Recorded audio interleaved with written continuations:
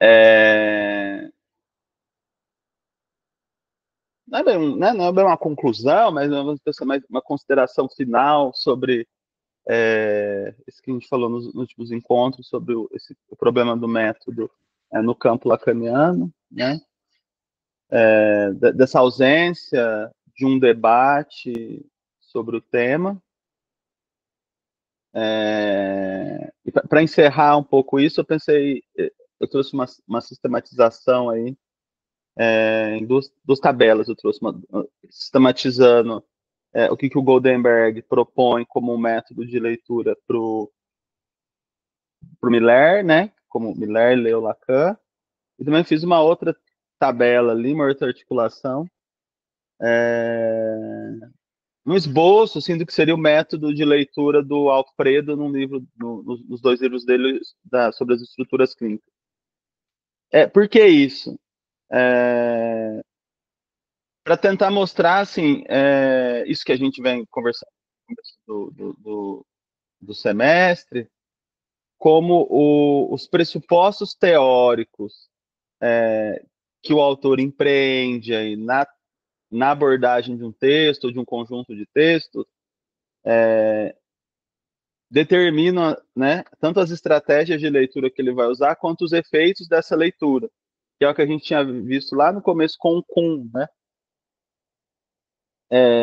O quanto o posicionamento teórico, né, que um autor, ou um conjunto de autores, ou um pesquisador assume em relação a uma obra, um conjunto de textos de um autor ou de um campo, vai determinar os resultados da pesquisa dele.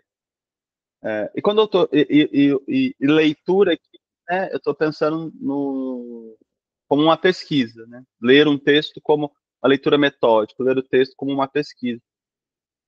Então eu fiquei pensando, né, vamos ver se funciona, que a comparação desses dois autores vai deixar bem claro, assim, como é possível se partir de lugares muito distintos, muito diferentes, o que faz a abordagem de uma mesma obra, de um mesmo ator, também ser muito distinta, oposta, inclusive, e se chegando a leituras também muito diferentes, né? Eu não consegui, mas também depois daria para pensar quais as consequências clínicas, né, disso. Mas tudo isso, então, tem a ver com esse universo dos métodos de leitura, né? Então, os métodos ou o método de leitura que se utiliza é determinante. Então, eu acho que com isso, com essa comparação, assim, dá para perceber essa diferença. E eu acho também um argumento, assim, para mostrar o tanto que a gente precisa de um debate sobre isso.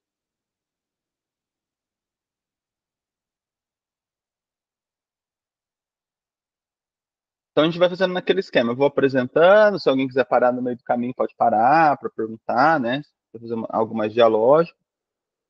Senão eu vou apresentando, depois pode também anotando perguntas, quem quiser, comentários, ideias que teve, né? E aí no final também a gente abre, né? Para a gente poder conversar, mas pode conversar também durante o caminho. Vê, eu vou pegar aqui. É,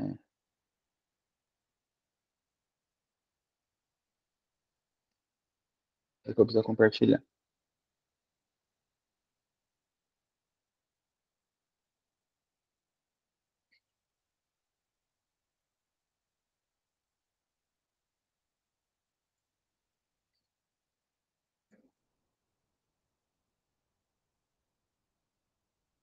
Vou tentar colocar um pouco maior aqui.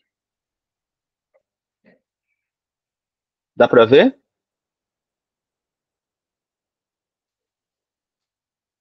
Dá para ver? É, Dá, mas dá para ver, tá muito, muito pequena a letra. Mas não sei se eu vou. Eu vou lendo aqui, porque eu acho que aqui não tem como aumentar a letra. Tem propriedade, né? Se alguém tiver no celular ou tablet, vai ficar mais difícil, né?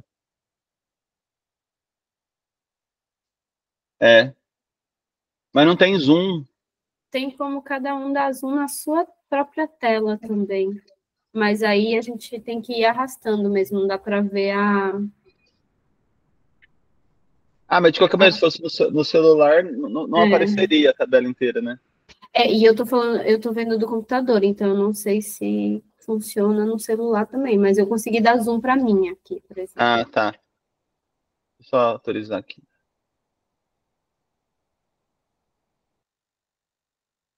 Então, eu não, se eu consigo, aqui eu não consigo dar zoom. Eu não sei. Não tô achando. Deixa eu ver se eu apertar algum botão aqui. Não vai. Você vai para um lado, vai para um lado para o outro. Não aumenta. Bem, eu vou narrando, né, para vocês.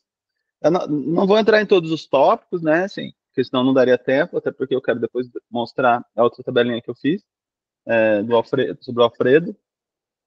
Se bem que essa aqui já é uma que a gente já, é um pouco do que a gente já trabalhou, né. Então, só para retomar, né, então, assim, o Goldenberg,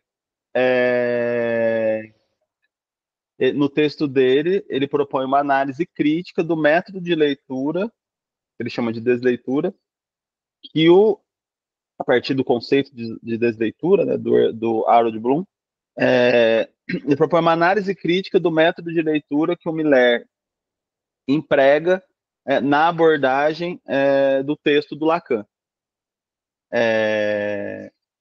E aí ele vai trazendo vários elementos ali que eu tentei organizar aqui numa espécie de uma tabela. Ainda é um esboço, assim, né? Não está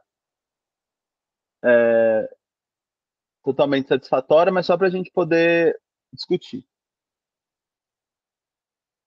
Então, eu dividi aqui em 3 tabelas. Pressupostos de leitura é a primeira, estratégias de leitura é a segunda, e resultados da leitura é a terceira. Os pressupostos da leitura eu considerei como pressupostos teóricos, filosóficos, que condicionam a perspectiva em que o leitor vai adotar, qual é a perspectiva teórica, filosófica, pode ser política. Peraí, deixa eu aceitar aqui uma pessoa. Aí pode ser uma perspectiva teórica, filosófica, política. Quais são esses pressupostos, né, que o leitor está adotando para ler determinado autor, determinada obra? Esses pressupostos variam, são inúmeros, podem estar claros ou podem não estar claros na exposição ali, na leitura que o autor, vou chamar de pesquisador, vou chamar de leitor, que o leitor vai fazer do texto. Pode não estar claro. Leitor, pesquisador vai fazer do texto. Então, esses seriam os pressupostos de leitura, seriam os pressupostos teóricos, filosóficos, etc. Esses pressupostos criam, né, condicionam determinadas estratégias de leitura. Determinadas formas de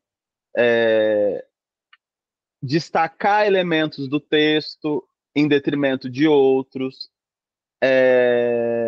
de organizar, né, de fazer, de mostrar, de propor uma relação entre esses elementos, de dar sentido a esses elementos, de interpretar esses elementos,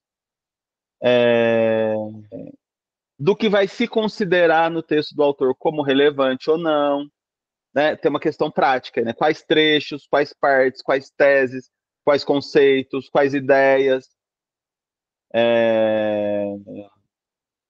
porque não tem como se dar conta de todas as ideias presentes dentro de um texto ou dentro de um autor.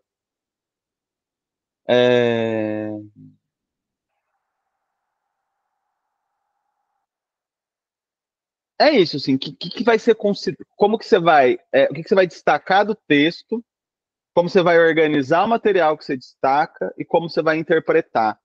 Tudo tem a ver com estratégia. Por exemplo, você pode usar uma estratégia de leitura de um texto que considera a dimensão histórica do texto. Você vai ler o texto Função e Campo, do Lacan, você vai considerar a dimensão histórica. Quando que ele foi escrito ou comunicado, para quem, por quê, né? Quando, do ponto de vista histórico, por que também do ponto de vista histórico, o que estava se passando ali, por que aquele texto fazia sentido naquele momento histórico, com quem ele estava dialogando naquele momento histórico.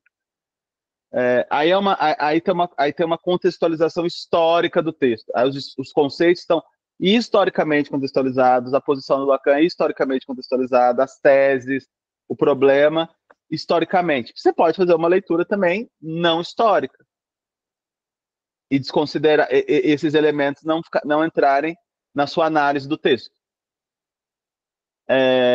Então, isso tem a ver com o processo de leitura e isso cria uma estratégia de leitura específica. Você fazer um trabalho ali de recuperar os autores, os diálogos, as conversas, os problemas, produz um resultado de leitura. Se não, produz outro tipo. Aí o resultado da leitura é o que a gente vê como efeito desse trabalho aí de abordagem do texto a partir de determinados pressupostos. Aí no caso do Miller, segundo o Goldenberg, ele vai dizer que os pressupostos de leitura do Goldenberg são ontológicos, os pressupostos ontológico, biologicista, iluminista, corretivo, evolucionista e visa a produção, e tem um pressuposto de produzir uma nova psicanálise, ainda que ele não diga isso, né? Essa é uma diferença importante também, né? Uma coisa que o autor uma coisa que o leitor pesquisador diz que está fazendo, ou que pretende fazer. Outra coisa é o que ele faz. Então, Miller propõe um retorno, uma leitura do Lacan, né, pela essa via elucidativa, para explicar os conceitos, né, como se ele estivesse dizendo o que o Lacan está dizendo. Mas o que ele produz é uma nova psicanálise, é um novo texto, né, uma nova teoria. Ele apaga. Então, importa nessa análise o que o autor faz, o que o leitor pesquisador faz, né, e não o que ele diz que faz. Também pode ser uma confusão aí dentro quando a gente está analisando um texto. Nem sempre o que sei lá, um autor propõe, né, um pesquisador propõe, ele faz. O autor de um texto ali está propondo que ele vai fazer, ele consegue fazer.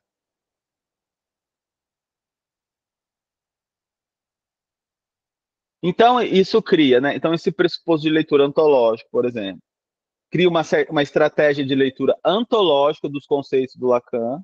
Então, toda a dimensão do Lacan, né, que é um efeito também da leitura, que apontaria, né, para uma anti-ontologia, né, ou é apagado,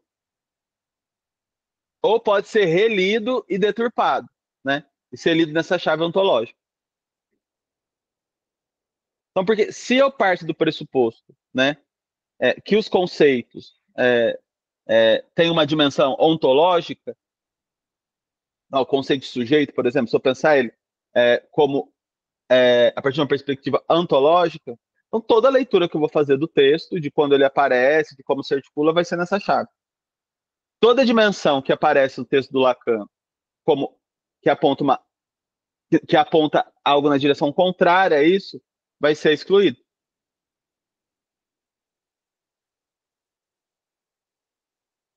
Isso acontece da mesma forma com esse pressuposto biologicista, né? Então, fazendo uma leitura biologicista, biológica ali do material.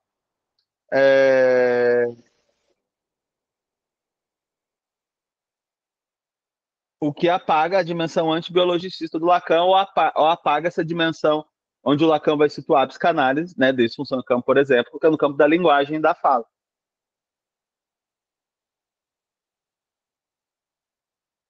Então, esses dois pressupostos são importantes, né, que o Goldenberg destaca.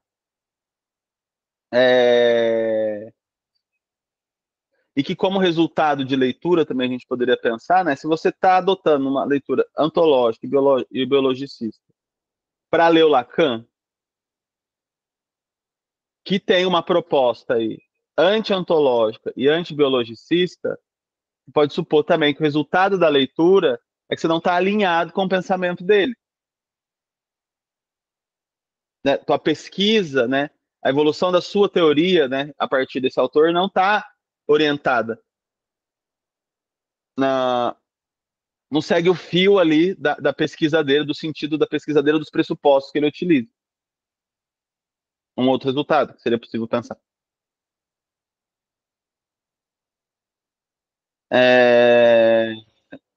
Aí também, né, o Gunderberg vai dizer que tem um pressuposto de leitura ali iluminista.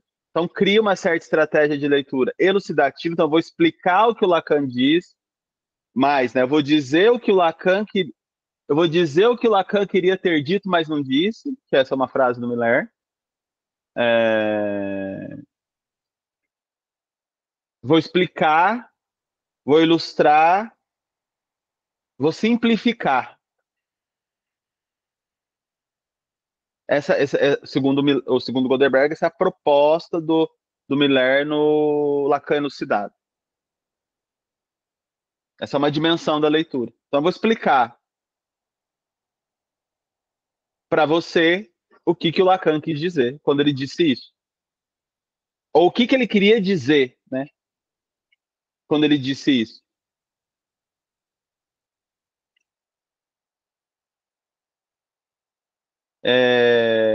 E aí, um dos efeitos disso, né, é que os conceitos e as teses vão segundo o Gondenberg, vão sendo simplificados, né, vão perdendo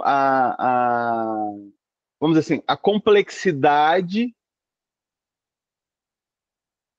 e a complexidade, me parece, no Lacan, tá, dele pensar os conceitos de uma forma não intuitiva, né, ou de pensar, de tentar avançar numa elaboração teórica que se distancie de um pensamento intuitivo, então é um pensamento lógico, é um pensamento matemático, mas com esse apagamento e essa simplificação,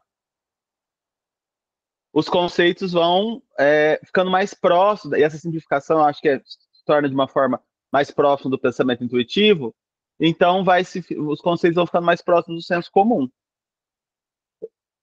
do sentido comum dos termos.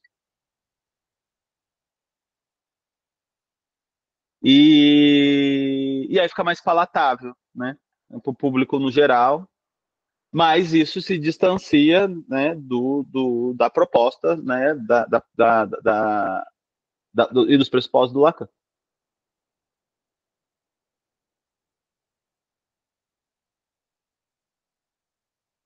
E aí também teria um pressuposto de leitura corretivo. Então, a estratégia de leitura do Miller seria ficar corrigindo o texto, né? Vamos lembrar que ele é o guardião aí, né, das falas que o Lacan fez, e de outros materiais que o Lacan deve produzir, que também não aparece, né, mas das falas que ele fez nos seminários, ele é o guardião disso, e ele que está nesse poder de, né, transcrever, estabelecer, né? Então, ele transcreve, ele estabelece estabelecimento, ele pode colocar partes, excluir partes, ele pode colocar ênfase em um ponto, ênfase em outro, ele põe vírgula, ele põe ponto. Ele pode rearranjar o que o Lacan está falando. A gente não sabe se é exatamente igual ao que o Lacan falou. Pode rearranjar o que o Lacan está falando. E depois de estabelecido, ele volta para reler esses textos, né? Que ele mesmo estabeleceu. Para elucidar esse texto que ele mesmo estabeleceu.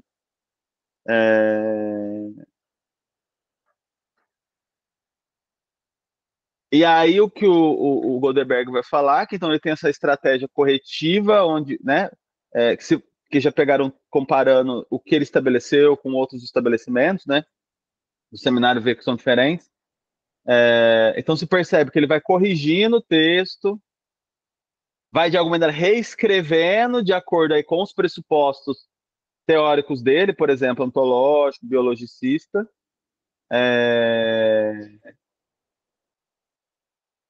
no Lacan elucidado, né? Vai reescrevendo isso, vai apagando as ambiguidades.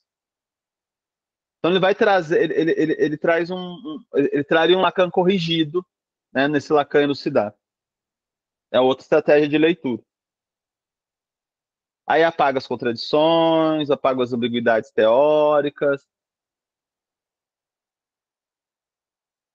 É um outro tipo de leitura, né? Um tipo de leitura que inclusive não aparece, né? As dificuldades do Lacan, as ambiguidades que tem no texto do Lacan, as contradições.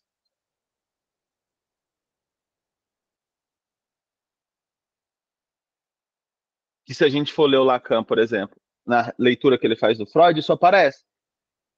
Ele aponta, né, contradições no Freud, problemas.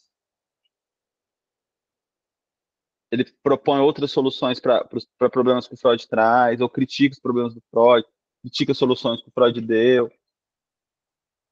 Então são leituras diferentes.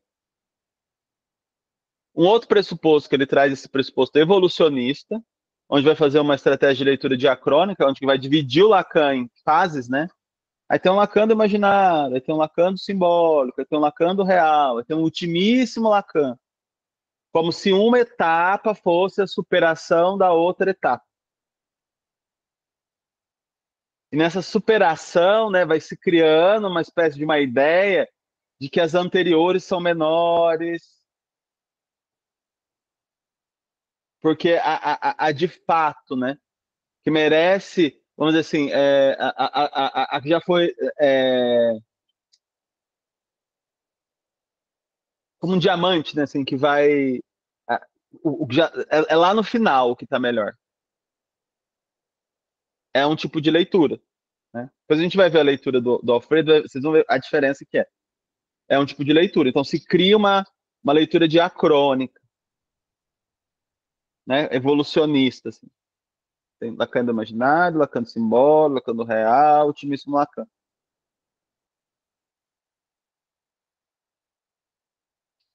E aí, né, um outro pressuposto de leitura seria a produção de uma nova psicanálise. Então ele faz um trabalho de desleitura, que é esse trabalho de você reler, de você ler um autor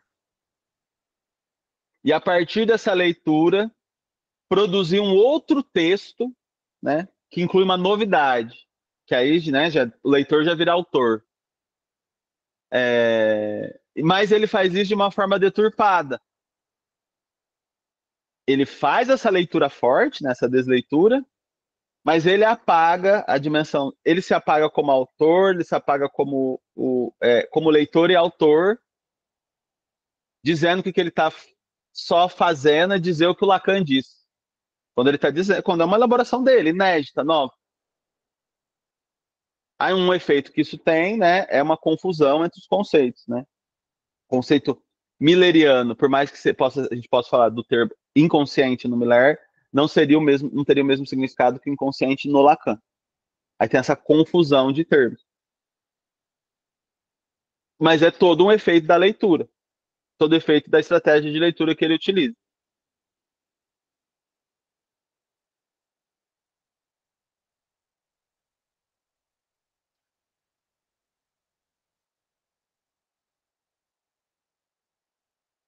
Tudo bem, pessoal? Alguém gostaria de comentar alguma dessa parte? Não, eu vou passar para a parte do texto do Alfredo. Eu tenho uma pergunta. Digamos que esse levantamento ele está sendo feito aqui, né, a partir do Goldenberg, sobre o que o Miller pegou como problemáticas, né? Isso. Você identificaria alguma dessas? Em um deles, você disse, ao contrário do que Lacan fez, que foi o corretivo, eu acho, né? Ao contrário do que Lacan fez em Freud. Mas em algum dos outros pressupostos, você identificaria Lacan no retorno a Freud fazendo algo similar? Por exemplo, nesse desleitura deturpada, a gente poderia falar de uma releitura deturpada? Em algum momento, quando Lacan diz que estava em Freud e não estava, que ele está dizendo que estava, não tem também aí uma invenção de uma nova psicanálise? Então, mas eu acho que talvez a questão não é que isso é um problema. A questão é que você não diz o que você está fazendo. Acho que essa é a questão. A análise crítica que o Miller faz tem a ver com esse apagamento que o Miller faz dele como autor, como produtor de uma nova teoria, não do método em si.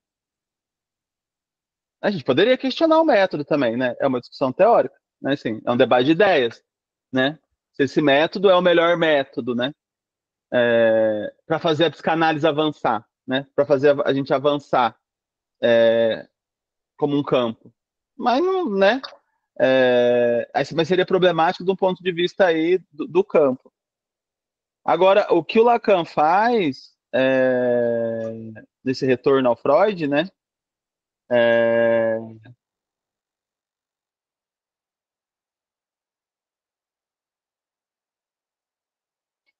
Eu acho que depende de como você lê, assim, porque tem momentos que o Lacan fala, eu vou propor uma nova orientação de estudo em psicanálise, diferente da orientação que está sendo dada. Ele diz que ele está trazendo uma orientação.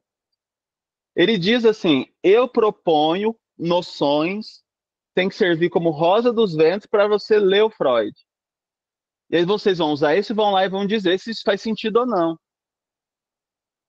Então, eu acho que tem muito a ver como a gente lê, como foi estabelecido no campo essa ideia do retorno. E por a gente não pensar que isso é um método de leitura. O retorno é um método de leitura que era disseminado na época, que vários autores fizeram, começou na teologia, na filosofia, na psicanálise. É um método de leitura. Ele tem uma lógica. Né? Então, assim, você tem que pressupor que o campo se desviou do sentido do pensamento geral de um autor para fazer esse retorno. É um método. Tá certo, tá errado? Não é bem certo e errado, né? A questão é que método é esse, como ele se constrói, quais são os efeitos. Esse método, de fato, produz efeitos teóricos interessantes? Ou não produz? São questionáveis? Porque a discussão tinha que ir mais por aí, né? Acho que essa discussão, Lacan... Como é que você falou? Qual que era a questão? O Lacan não fez... Como é que é? Mesma coisa? Eu perguntei se você não identificava algum desses pressupostos no método do Lacan. Quais foram os métodos do Lacan, né, no retorno a Freud? O retorno é um deles, como você acabou de dizer. O retorno me parece um deles, né? Inicial. Mas se a gente vai lá, por exemplo, se a gente vai estudar os autores que fizeram esse retorno, se a gente for pegar no Foucault lá, por exemplo, que ele faz um resumo ali do que seria esse retorno A, naquele texto, o autor. É um método.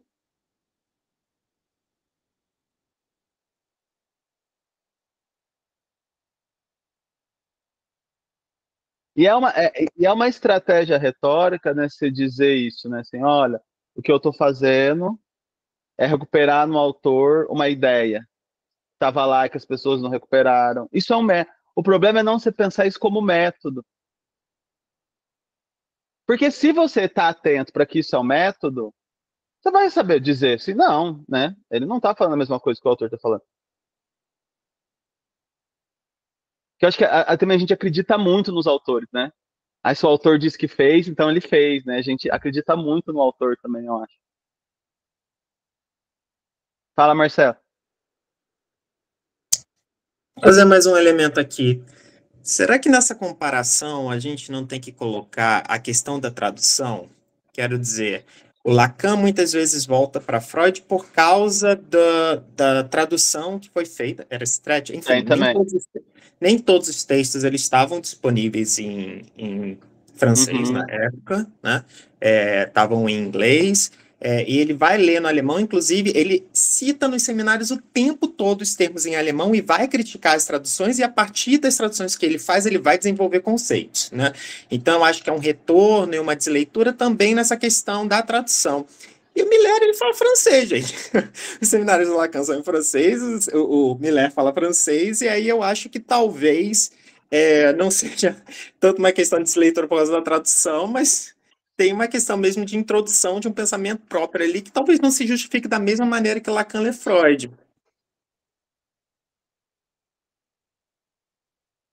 Então, mas é isso, né? Mas a questão é, nós não temos um trabalho de investigativo no campo, um debate sobre os métodos de leitura dos autores.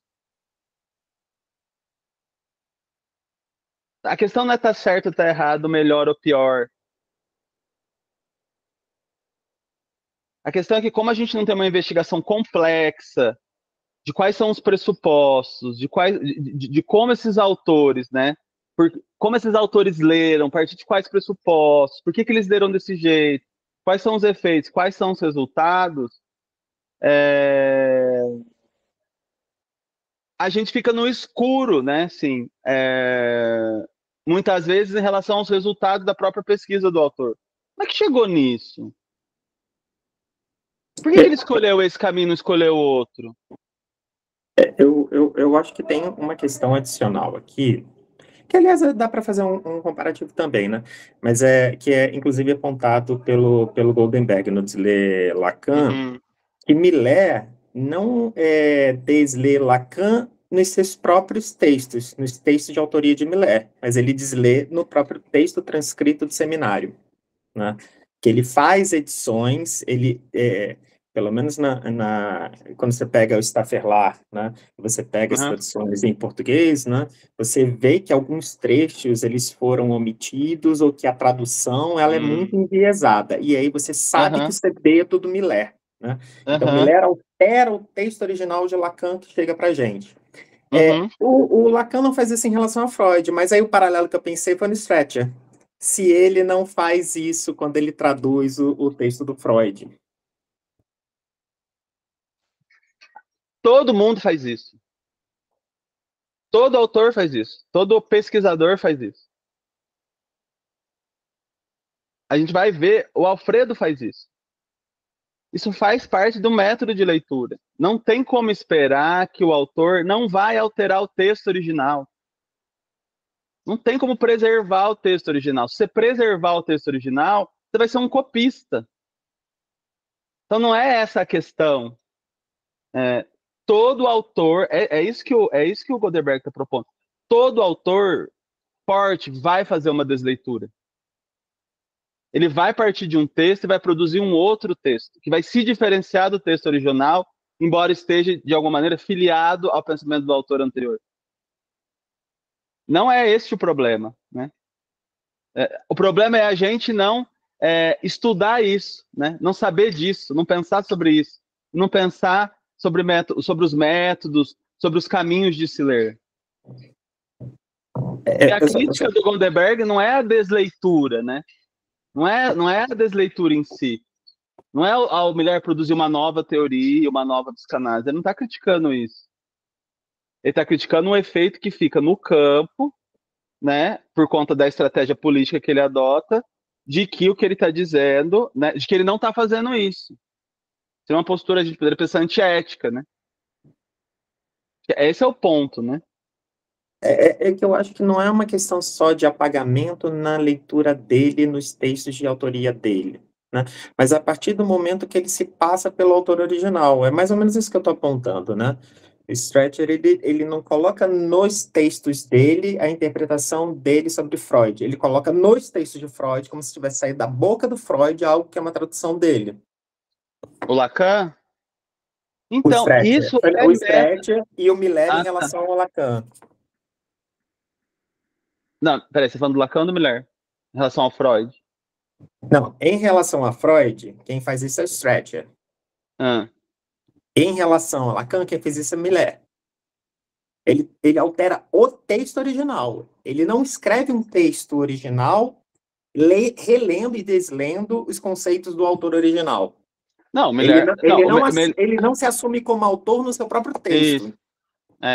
Não, assim, ele estabelece o texto do Lacan, né? Depois ele faz um estudo sobre esse texto estabelecido. E aí que seria o texto dele, né? Original dele. Certo? Porque o trabalho dele não é só de estabelecimento, né? Ele tem livros, né?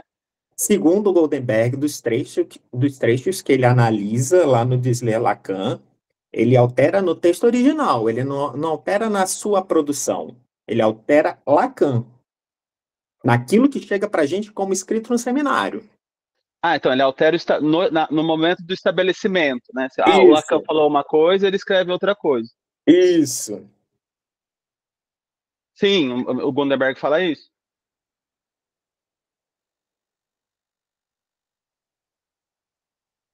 Só estou colocando que isso é um pouco diferente do que é Desler, né?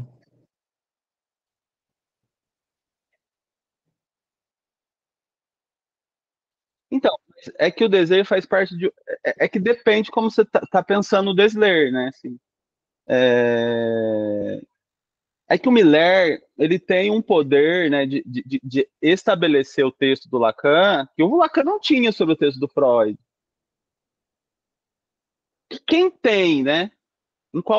Em qual campo a gente vê isso de saber?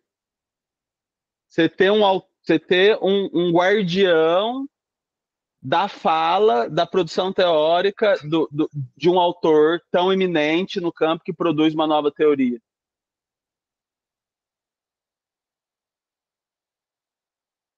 Então, assim, tem uma política de leitura ali, né? De leitura de estabelecimento, né? Onde ele se outorga o direito, né? De reconstruir o que o Lacan falou de acordo com os pressupostos dele. Eu acho que é isso que o Gonderberg está apontando. Isso é uma coisa. Mas tem um outro momento, que é quando o Miller vai comentar os textos do Lacan, que ele vai fazer esse trabalho aí de desleitura, então ele vai recompor a teoria, né, numa novidade, e ele apaga essa novidade. É isso que ele está propondo. E eu nem estou aqui para dizer se o Gonderberg está certo ou não está. Por isso que, se de fato o Miller faz isso ou não, se está certo ou não está, não é essa a questão. É mais o que eu quero só trazer o quão importante é discutir isso, né? Que o nosso tema do semestre mostrar o quanto que isso é um problema, como que isso é problemático não debater essas coisas, que olha tudo que se passa, né, no estabelecimento aí do texto do Lacan, tudo que se passa na leitura do Lacan, numa leitura disseminada que Miller a forma como Miller lê é disseminada. Você não precisa ser da Escola Brasileira de Psicanálise. Você pode estar em outras escolas que você vai ver pressupostos teóricos muito parecidos, né? Porque ele é o guardião aí, né, da teoria.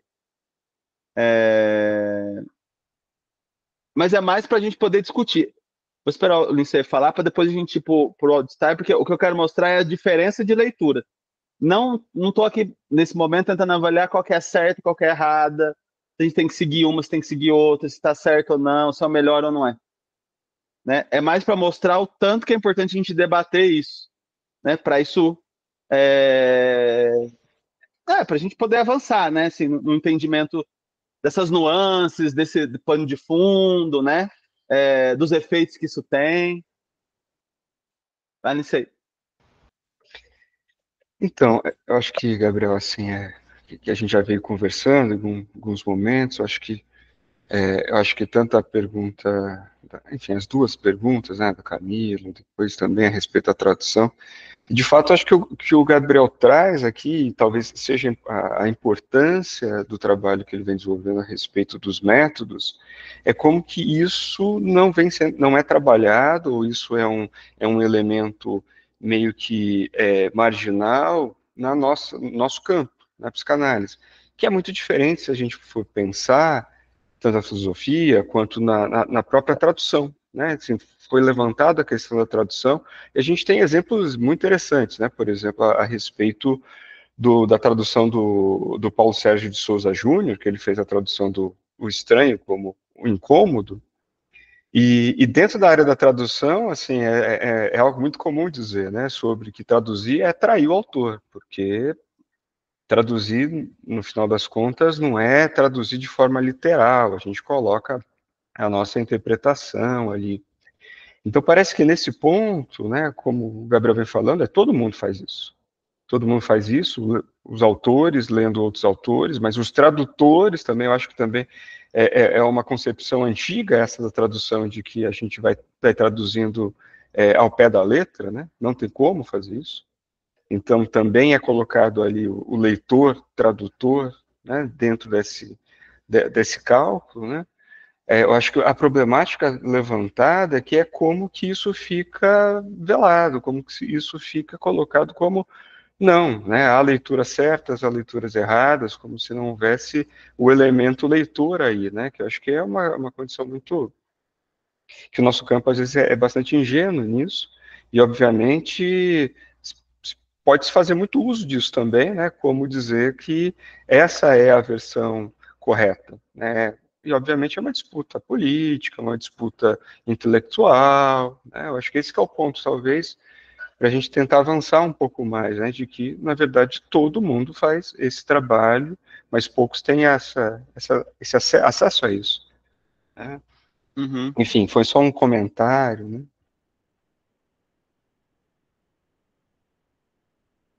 Sim. Eu acho que a ideia é trazer o acesso a essa discussão, né, a esse debate. Que acho que é isso, que você falou assim, se a gente for pensar, tanto Miller, a gente for pensar em leitores fortes do Lacan, a gente pode pensar no Miller, a gente pode pensar, sei lá, no Alfredo, a gente poderia, vamos pensar em vários aqui, se são fortes ou não são, depois, né, não é essa questão. Miller, Alfredo, sei lá, Dunker, sei lá, outros autores aí no campo, né? Pontalista.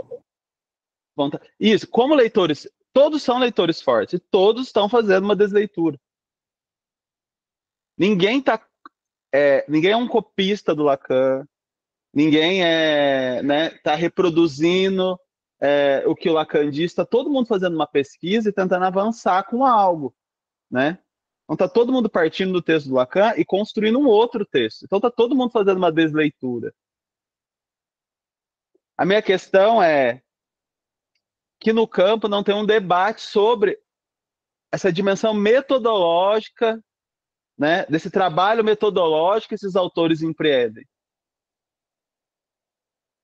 E aí pode ter esse efeito de que é uma verdade, né, de que o Miller de fato está falando o que o Lacan fala, que o Alfredo de fato está fazendo a leitura correta e está dizendo a verdade sobre o texto do Lacan. Quando tem todo um conjunto aí de pressupostos, de teóricos, metodológicos por detrás, que também podem ser debatidos, compreendidos, debatidos, se a gente pode concordar ou não.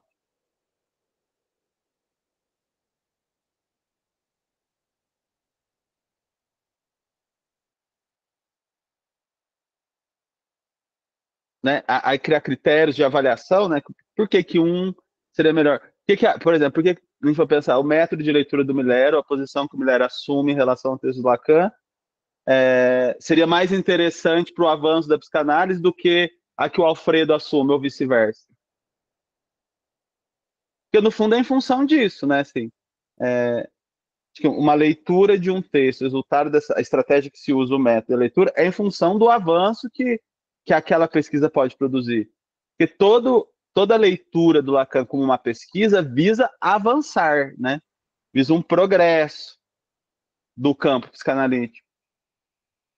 Né? Se a gente for pensar como uma pesquisa. Por exemplo, estudou o texto do Kuhn lá. O Kuhn precisava fazer uma investigação sobre o tema do movimento nos filósofos do século XVII, de onde surge, vamos dizer, como é que foi o caminho ali teórico para a construção do movimento, das mudanças que teve que voltar no Aristóteles. Então ele estava tentando avançar com um ponto ali não estudado, uma lacuna no campo. E aí ele vai encontrar outras lacunas, né, assim, no campo. Outros problemas. E vai construir aquilo que traz um avanço para a epistemologia, né, para a filosofia da ciência, com o livro dele. Então, as nossas leituras do Lacan deveriam, né, como pesquisa, produzir um avanço, né? Então, esse é o horizonte. Então, eu acho que o estudo, né, revelar esses métodos, daria para a gente poder ir entendendo, avaliando qual método, né, qual leitura que propicia um avanço ou não, né? É retrocesso, é avanço, com o que está alinhado esse método, com o que não está. Eu acho que no texto do Alfredo a gente vai conseguir ver isso, porque o Alfredo, ele está... No texto ali do Miller a gente não vê isso, mas do Goldenberg, né? Que ele fala sobre o Miller, mas no texto do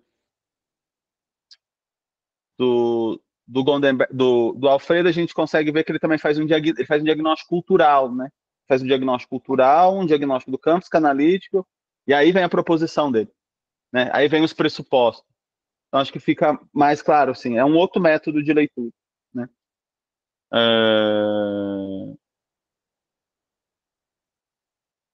Tá bom? Então, eu queria avançar para isso. Gente, só um minutinho. Tem alguém apertando a campanha aqui em casa? Deixa eu só, não para, só para ver o que é. Rapidinho.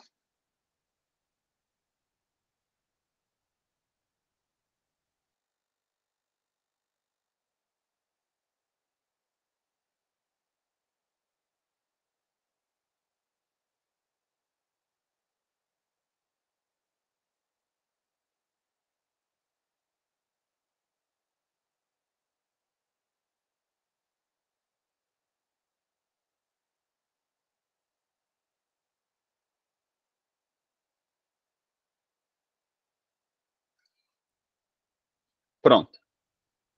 Então vamos ver o do Alfredo.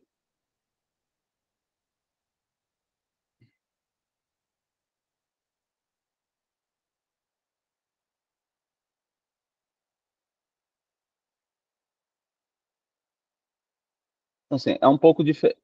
Então, assim, isso aqui é um esboço, né? Depois eu vou aumentando ali.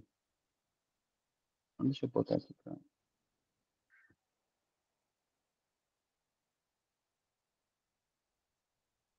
tem que ser muito melhorado, organizado, mas só para a gente ter uma ideia. Assim. Então, assim, eu não sei se vocês conhecem, né? O Lindsay tem um grupo de quinto que está traduzindo esse texto dos livros do Alfredo, das estruturas clínicas, tem 1 e o 2. E aí eu tentei, assim, né? Fazer um esboço do que seria, vamos dizer, o método de leitura dele. Então, assim, então tem uma primeira dimensão que eu acho no método de leitura do Alfredo, que ele vai fazer um diagnóstico cultural, primeiro. Então tem toda uma articulação da leitura dele com a cultura, e de como ele pesquisa, né? Então, assim, tem um diagnóstico cultural, que ele vai. Então ele está identificando, vamos dizer, né? Ele está partindo de autores e está identificando que a gente vive, né? Num contexto cultural, né? Regido, né? Na modernidade, né? Regido pelo individualismo, pela corporificação e biologização, né? E pelo niilismo.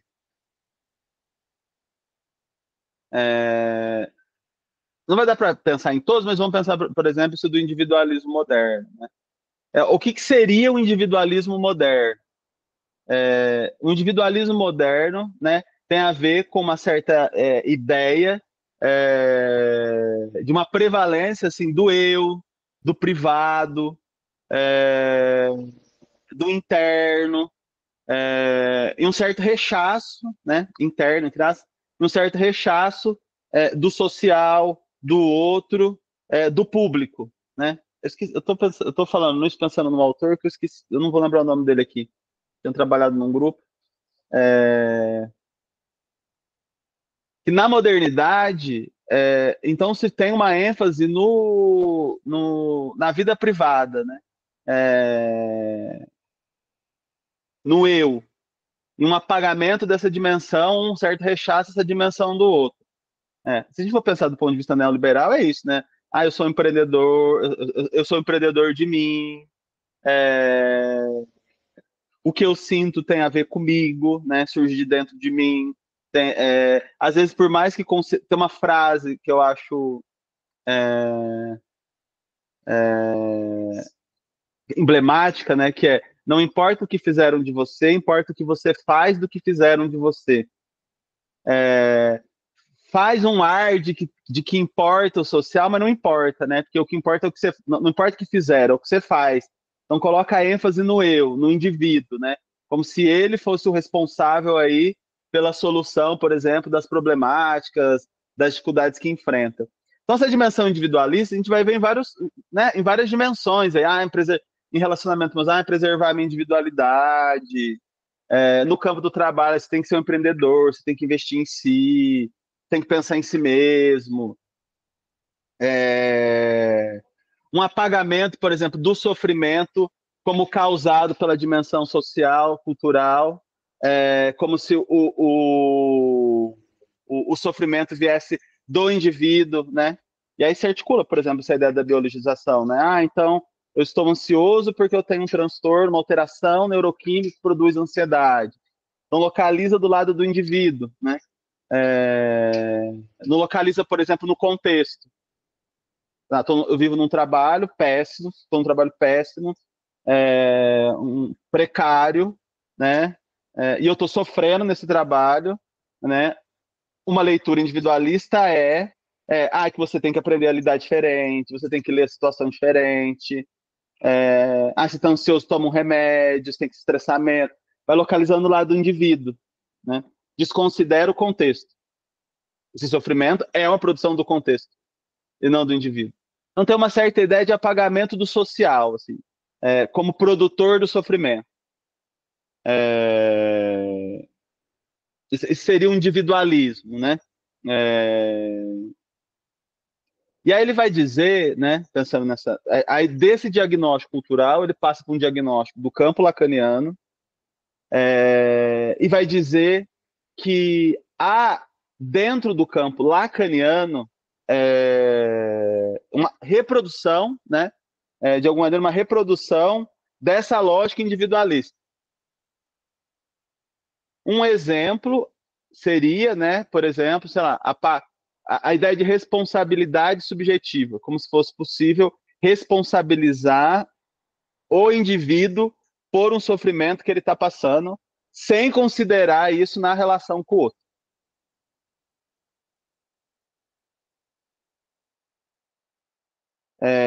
Porque na perspectiva ali que o Alfredo está propondo, né, pelo menos da maneira como eu fui entendendo, todo sofrimento, todo mal-estar surge na relação do sujeito com o outro. Não tem uma individualização. E ele vai dizer que, por exemplo, por via dessa ideia da responsabilidade, se apaga a dimensão do outro.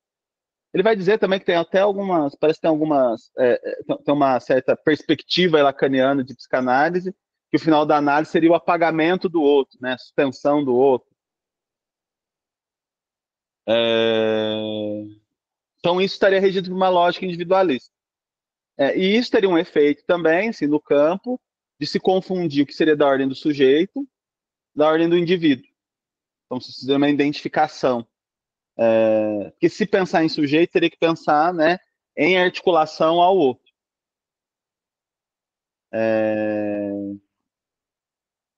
E aí, ler o Lacan nessa chave, né, que ele está propondo, né, que não, então, que para pensar, por exemplo, na psicanálise, né, você sempre pensar o mal-estar como surgido na relação entre sujeito e outro, então, é uma lógica anti-individualista. Então, isso estabelece uma leitura do texto lacaniano no sentido anti-individualista. Então, você vai destacar ali no texto, né, os elementos que vão corroborando com essa lógica anti-individualista.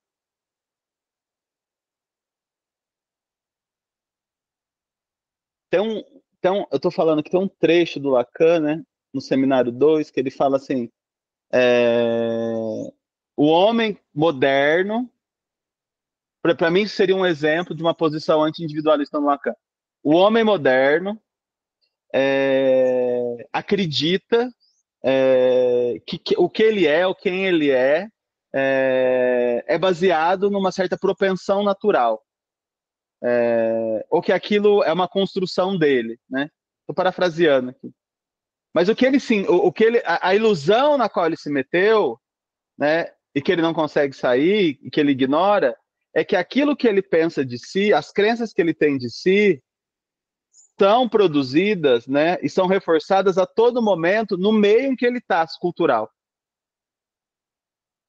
Então, a ideia é, aquilo que o homem pensa de si é determinado pelo outro. Poderia pensar, por exemplo, nessa emissão de autoridade, né? É determinado pelo outro. E aí ele vai dizer assim, a minha tese é que a psicanálise permite superar essa ilusão. Então, assim, para mim isso seria algo anti-individualista, né? Assim, uma proposta, uma tese aí, uma hipótese, uma tese anti-individualista. É só para dar um exemplo do que eu imaginaria como uma leitura anti-individualista ali no Lacan. Mas todo o texto do Alfredo, se a gente for nos estruturas clínicas, ele sempre vai articulando o campo do sujeito e o campo do outro. Ele vai trazendo fórmulas, ele vai trazendo a discussão, então está sempre articulado com a cultura, está articulado com a dimensão do outro, da demanda do outro. Nunca tem uma articulação num campo individual do sujeito. É sempre na relação. Gabriel, não dá para chamar isso de estruturalista? Mas você pode ter um método de leitura estruturalista e ainda assim ter uma pressuposto individualista. Eu vou trazer o método estrutural aqui embaixo, mas isso seria um pressuposto teórico, né, ou filosófico. Você pode ter uma leitura estruturalista, mas eu acho que ainda assim ser individualista. Eu acho que não sei se, né, não sei, pensando agora, não sei se isso a questão é o método estrutural em si, que eu vou trazer o que é o método estrutural. Eu vou esperar você falar então, porque eu tenho a impressão de que, a princípio, a estrutura, ela apaga meio que o indivíduo, né? Coloca o indivíduo como um resultado da estrutura. Inclusive, essa é a novidade do Lacan, né? Como é que, mesmo com uma determinação estrutural, né, ele ainda abre espaço para uma liberdade do sujeito. Não sei. É que a minha proposta nem é entrar nisso, né? A questão é a gente focar qual que é o método do Alfredo, né? A dimensão metodológica, para ver a diferença desse método para o método anterior. Para ver o quanto isso resulta numa outra psicanálise. Não, eu só estou tentando propor, assim, deixa eu até explicar por quê. Porque simplesmente colocar um anti não explicita exatamente o que se faz, né? É uma negação de um método proposto, mas como é que é essa negação? Simplesmente colocar um não na frente? Né? Acho que, na verdade, existe uma outra proposta, é isso que eu estou tentando nomear. Tá, mas eu acho que seria uma derivação aí do que a gente pode pensar e discutir, né? Mas eu acho que isso não vou conseguir discutir isso hoje, assim, porque a intenção é mostrar que os métodos diferentes resultam em estratégias diferentes e resultados diferentes. Né? A gente não vai dar para entrar também em todos os meandros ali. Né? Mas isso mostra o tanto que dá para ser, a partir disso, abrir as discussões. Né? Que a questão é, ele está fazendo o que ele propõe? Não é essa a questão agora. Propor que você está fazendo uma leitura anti-individualista resulta numa leitura individualista também não é essa a questão agora. Né? Mas é mais para discutir que tem pessoas que estão propondo discussões anti-individualistas e outras pessoas não. Há outros métodos de leitura de autores que não vão fazer uma leitura anti-individualista. Leitor, se você propõe uma responsabilização subjetiva, se você propõe que aquilo que se passa com o paciente é sempre uma interpretação dele, que não importa o que o outro fala, o que o outro fez, o que importa é como ele lida com aquilo, como ele lê aquilo, é individualista. É uma outra psicanálise. Né? E nem estou dizendo, é melhor, é pior, né? É uma outra psicanálise.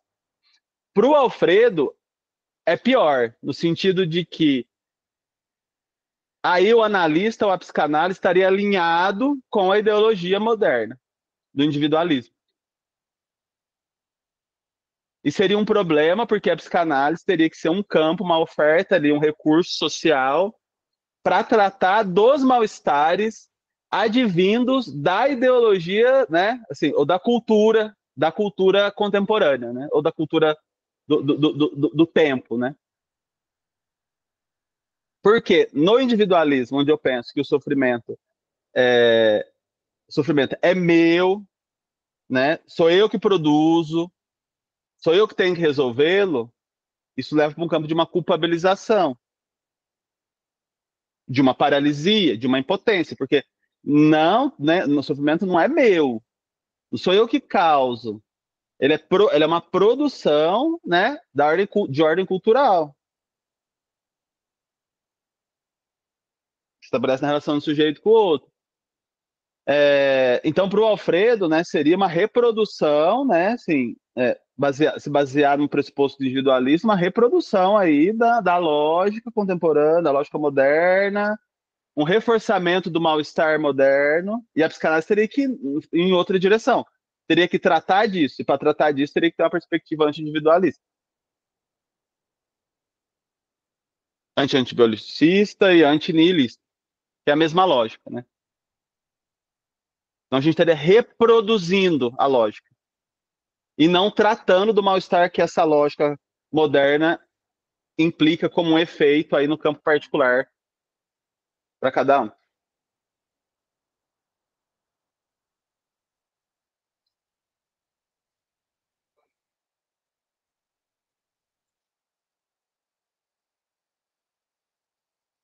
Pela minha leitura, o que ele está dizendo é que todo mal-estar é cultural. Todo mal-estar se dá na relação com o outro.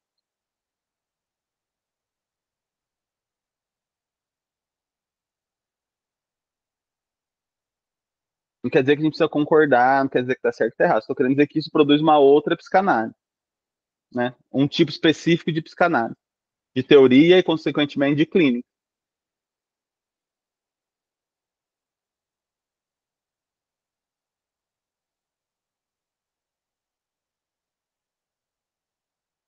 É diferente, né? Uma teoria que pensa, por exemplo, né? Por exemplo que eu dei do Lacan, aquilo que você pensa sobre si não é uma construção sua individual, mas é uma crença que foi construída na relação com o outro e, mais ainda, determinada pelo outro. É diferente você pensar, a ideia que você carrega em si, não importa de onde ela veio, né? Não importa se veio do outro. O que importa é o que você faz com ela, sozinho, individualmente. Ou outras lógicas, né? Assim, que eu já ouvi na clínica, né? Não importa o que sei lá, o paciente escutou, né? Assim, não importa o discurso familiar, escolar, social sobre ele, né? A partir de onde ele está, né? Assim, a partir do qual, vamos dizer, foi se constituindo, né? Os pensamentos dele. O que importa é o que ele faz com isso, como ele lê isso, como ele interpreta isso. Então, né, tem um apagamento ali do outro. São outras formas de se pensar a teoria e outras formas, consequentemente, de se pensar a clínica. Então, o que eu estou propondo é que recuperar os pressupostos de leitura, né, dá para a gente entender aí, né, os resultados das leituras e depois também a que clínica que isso produz. Então, aí vamos para o método estrutural, Marcelo, que ele fala, né? Então, assim, eu acho que ele tem um pressuposto de leitura estrutural, né? Então, ele vai usar uma estratégia estrutural de leitura, né? O que é um método estrutural de leitura? Você pegar um texto, uma obra, né? Destacar elementos do texto de uma obra, por exemplo, conceitos que você julga que são relevantes, tem um valor ali que são importantes, né? Mas que não tem valor em si mesmo, e colocá-los em relação e construir uma articulação lógica entre esses termos. Esse é um método de leitura estrutural. Se eu for pegar um texto, né, para ler, o método de leitura estrutural seria esse. Você pega um texto, destaca determinados elementos do texto que você julga relevante, para responder a pergunta que você está se fazendo, né, de pesquisa, e produz ali uma articulação lógica com esses elementos. No texto do Beckett sobre as estruturas clínicas, ele vai falar, né? Então, uma parte que ele fala, que ele vai dizer assim, eu selecionei alguns conceitos que eu julgo relevantes na obra do Lacan, sujeito, outro, objeto A, estrutura, etc., e vou trabalhar com estes conceitos. Então, ele faz um recorte, deixa outros conceitos de fora e faz um trabalho de articulação destes conceitos.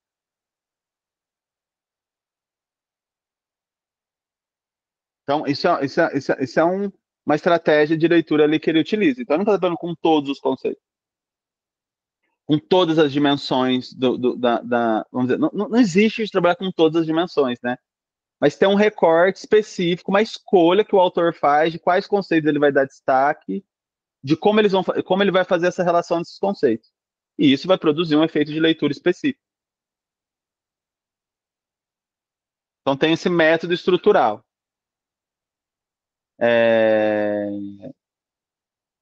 E aí tem essa dimensão lógica, né? Que também é um pressuposto lógico. É uma leitura lógica. Não é uma leitura cronológica, por exemplo, igual a Miller faz. A Miller faz uma leitura cronológica, diacrônica, né? Evolucionista. Então tem a Miller do Lacan 1, Lacan 2, Lacan 3. Para o Alfredo não tem. Então ele vai utilizar conceitos, né? Matemas, da obra do Lacan toda. Pega no conjunto, né? O que importa é a relação lógica que se estabelece entre eles. Então não é uma leitura diacrônica, não tem uma evolução. Não é uma leitura evolutiva. E aí a maneira como ele apresenta no texto de estruturas clínicas, se você for ler, está todo articulado de uma forma lógica e coerente. Tem uma lógica por detrás. Que se articula tudo isso que a gente está falando, né? A uma crítica ao individualismo moderno, a uma localização de diferencial sujeito do indivíduo, e dizer que na análise o trabalho é com o conceito, com a noção de sujeito e não de indivíduo, de se orientar na construção, na articulação desses conceitos, numa lógica anti-individualista, onde o mal-estar, né, as problemáticas vão se dar na relação com o outro. Outra forma dele ler, né, outro pressuposto de leitura, é a racionalidade científica moderna. Então, todo o trabalho que ele vai fazer de leitura do Lacan e depois da escrita a partir desses elementos que ele retirou, é a partir de uma argumentação racional. Então, assim, racional no sentido de ter uma argumentação lógica, tem justificativa, uma ideia leva a outra, uma ideia se articula a outra. É uma oposição a uma leitura que poderia ser, sei lá, a leituras religiosas ou mágicas, por exemplo. Ou uma leitura artística, por exemplo. É uma diferença. Ler o Lacan, você poderia ler o Lacan do ponto de vista literário, né, assim, artístico, que tem autores que trabalham com esse tipo de leitura, que resulta num texto meio literário, né, meio pessoal, meio teórico. A leitura desse autor, do Edstein, é baseada nesse pressuposto de uma racionalidade científica moderna. Então, saber que se produz a partir da pesquisa, da leitura que ele faz do Lacan, é um saber aí, né? É um saber científico, coerente, justificado. Quando diz coerente, é coerente com a lógica que ele está propondo.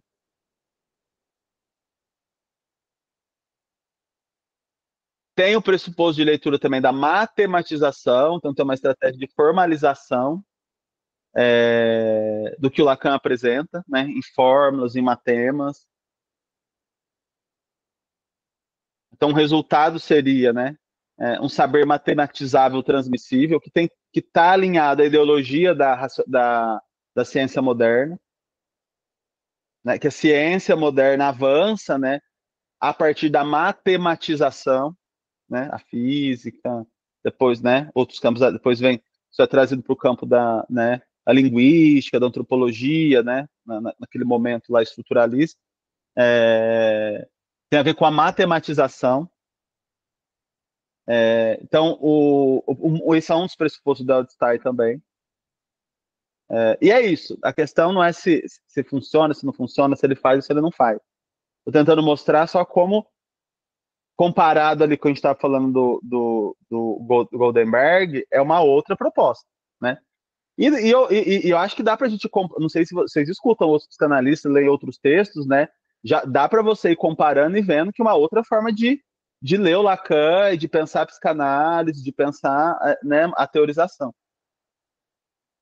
E aí, por último, né, tem um pressuposto de que a teoria, tem esse pressuposto da incomensurabilidade, né? A teoria freudiana é diferente da teoria do Lacan. Então, aí tem uma estratégia de desambiguação também. Talvez não sei se fica tão evidente, mas tem uma teoria de desambiguação, né, cujo resultado a gente está propondo uma teoria lacaniana aqui, né, e não freudiana. Esse dia eu fui num evento, né, sobre transferência, aí a psicanalista estava falando sobre transferência, assim, o que eu vou falar é da transferência em Lacan, e a transferência em Lacan é freudiana. É uma outra leitura. Então, eu leio os conceitos no Lacan como uma continuidade dos conceitos do Freud. Então, o mesmo sentido que o conceito de transferência do Lacan tem o mesmo sentido que o do Freud. É uma maneira de ler. Né? Nessa outra proposta de desambiguação, não. Né? A transferência em Lacan é diferente da transferência, por exemplo, no Freud.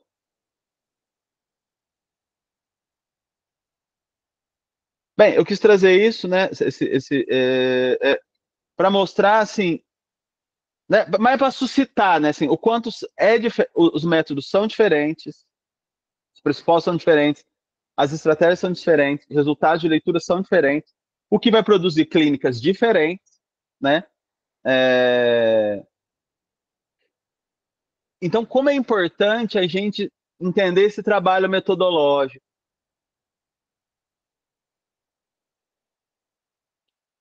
Inclusive para a gente poder debater, criticar, ver se esse caminho é mais interessante para o progresso da psicanálise ou não, né? Como um campo de saber, né? Como um coletivo, né? Não individualmente. Eu acho que assim é mais legal, né? Mas como um campo coletivo, né? Então, assim, a ideia é que isso vire um debate, né? Assim, um debate coletizável sobre o assunto. Tem um texto que eu estou lendo que ele vai fazer uma proposta. Não sei se eu acho aqui, que eu acho muito interessante, sobre debates que eu não consegui trazer, que ele vai propor uma... Deixa eu ver se eu acho aqui. Só para contar para vocês o título. Não sei onde está. Não sei onde eu coloquei.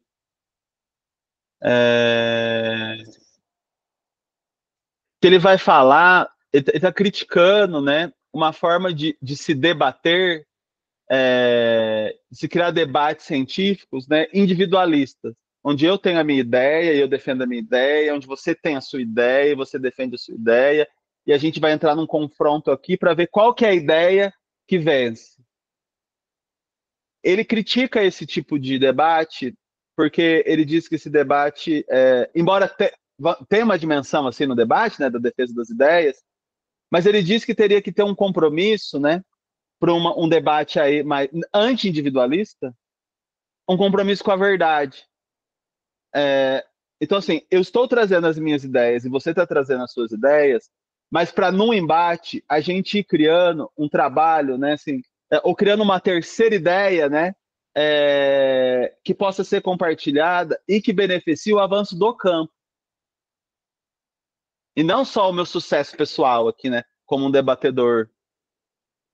que é uma outra lógica de pensar o debate, que é uma lógica anti-individualista. Eu estou tentando recuperar os autores. Pensando nessa lógica anti-individualista, eu estou tentando procurar autores em outros campos que também fazem uma discussão anti-individualista. Essa lógica é uma epistemologia anti-individualista, né? É um campo onde se discute uma epistemologia anti-individualista, um avanço teórico, progresso teórico anti-individualista, que a gente não tem no nosso campo, né? Cada escola, cada grupo, cada pequeno grupo, né? Defendendo suas próprias ideias, né? Nem sequer entrando em debate, né? Uma escola com a outra, nem se entrando em debate, parece, às vezes.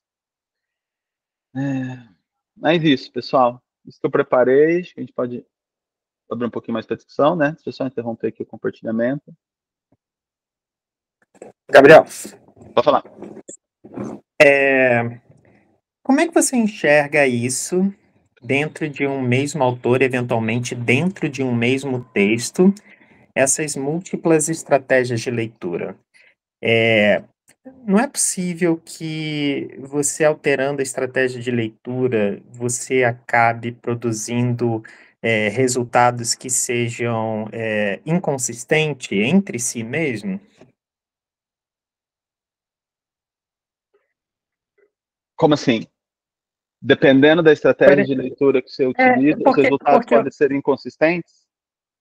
Porque assim, eu entenderia que o mais coerente ou mais consistente seria você ter uma estratégia de leitura definida e seguir essa linha de raciocínio do início ao fim do seu texto. Na medida em que você troca uma estratégia de leitura, né, pode ser que pela estratégia de leitura A você produza conclusões A, pela estratégia de leitura B você produza conclusões B, e não necessariamente as conclusões A e as conclusões B elas convergem. Então, aí depende, porque assim,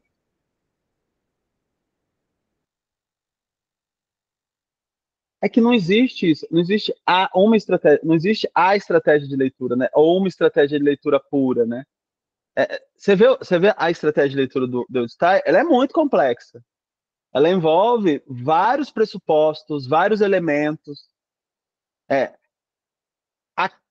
Vamos dizer assim, aquele quadro inteiro, vamos supor, é a estratégia de leitura dele. Então não tem várias estratégias de leitura, é uma estratégia, né? Mas também a discussão no campo, né, das estratégias de leitura, os métodos de leitura a depender da pesquisa, determinadas estratégias cabem, outras não.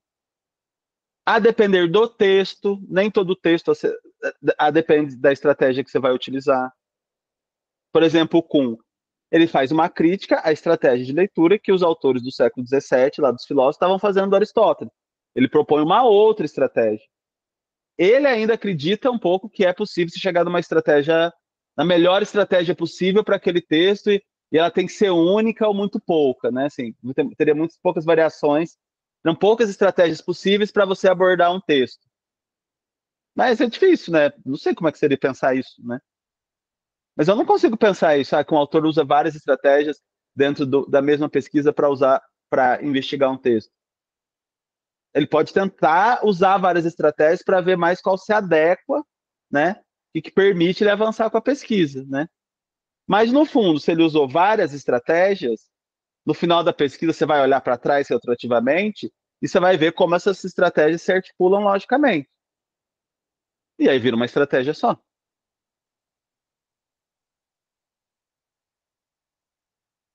Mas isso que você falou, dos dados, dos resultados inconsistentes, também é uma questão. Por isso que é importante.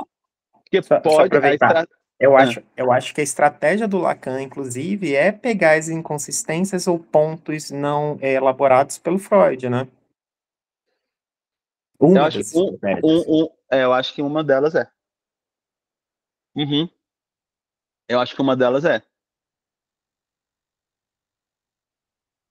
O que, no fundo, né, se a gente for pensar, é que todo pesquisador faz.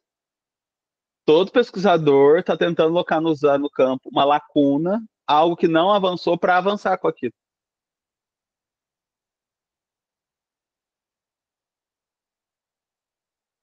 Entende? Isso é o básico da pesquisa, né?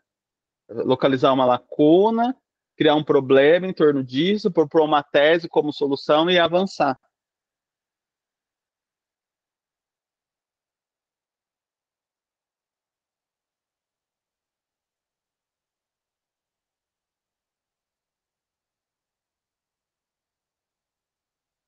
Ah,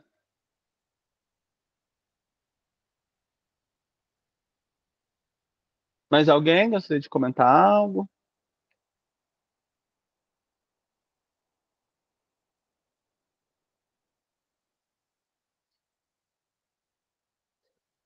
Então, aí no próximo encontro, né, vocês têm que fazer uma amarração aí, vamos dizer, né, vamos ver, não sei como vai ser, mas geral de tudo que a gente discutiu, né, para fazer uma amarração, uma articulação dos vários pontos, dos vários elementos. É...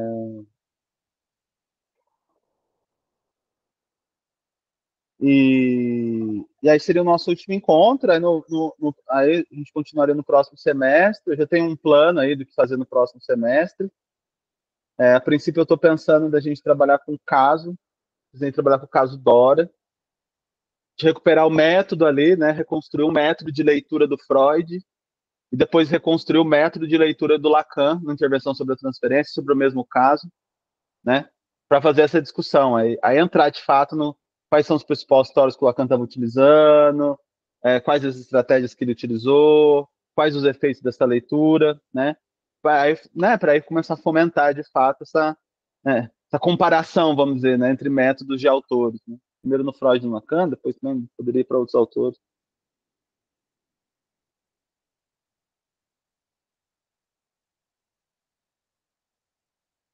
Que eu acho que seria o caminho, né? Assim, acho que agora não basta mais dizer que tem métodos de leitura, né? Acho que Lacan vai ter que mostrar quais são os métodos do Lacan, né? Tem que demonstrar quais métodos o Lacan emprega.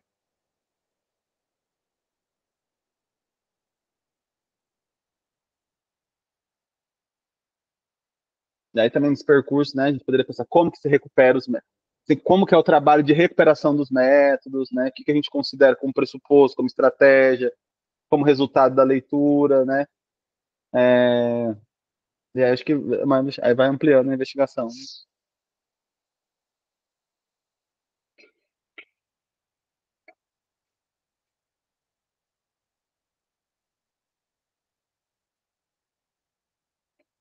Beleza? Então tá. Então aí se vê daqui 15 dias, tá bom? Até lá então, pessoal. Valeu. Tchau, tchau. Tchau. Tchau, tchau, obrigado. Obrigado. Tchau.